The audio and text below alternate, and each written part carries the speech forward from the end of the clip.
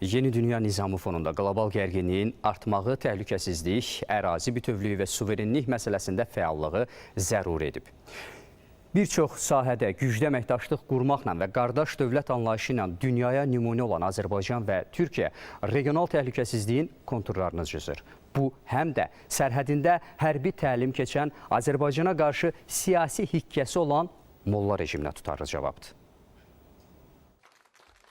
Şuşa bəyannaməsi ilə münasibətləri müttəfiqlik müstəvisinə keçirən Azərbaycanla Türkiyə müasir dövrün konjunkturasına adekvat cavab verir. Bu, Azərbaycanın atdığı addımlar qəbul etdiyi siyasi qərarlardan da bəllidir.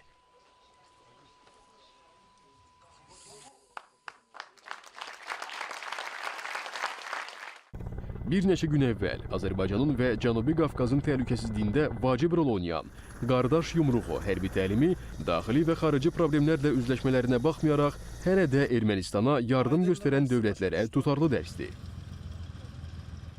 Hazırda postmüharibə dövrünün çox kövrək bir mərhələsindən keçirik və Cənubi Qafqazda sülhə mane olan çoxsaylı qüvvələr var. Bütövlükdə sülhlə bağlı prosesə öz maraqlarını əlavə edərək gələcək imperialist niyyətlərini Azərbaycanda və yaxud da regionda bütövlükdə həyata keçirmək istəyən güclər var.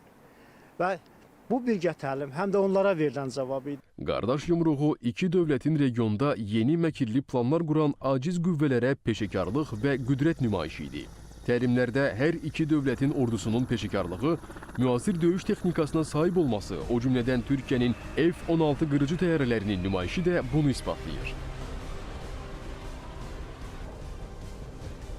Bu təlimlər bir mənalı olaraq ən müasir texnologiyaların yeni silahlı mübarizə üsulları ilə həyata keçirildi.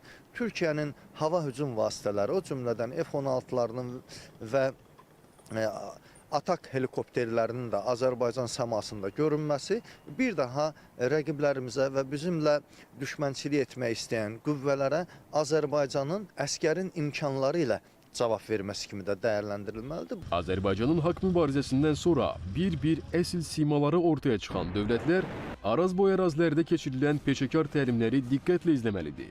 İllərlə hansısa dövləti xəritədən siləcəyi ilə nə gəldi danışan rəsmi Tehranın Azərbaycanla Türkiyəyə qarşı saman altından su yeritmə siyasəti dünyaya çoxdan bəllidir.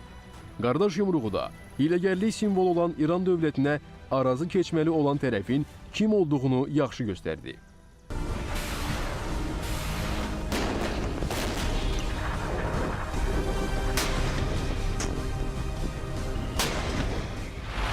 Azərbaycanın qonşu İranla sərhədlərində İranın hərbi təlimlər keçməsi də böyük təəssüf doğurur.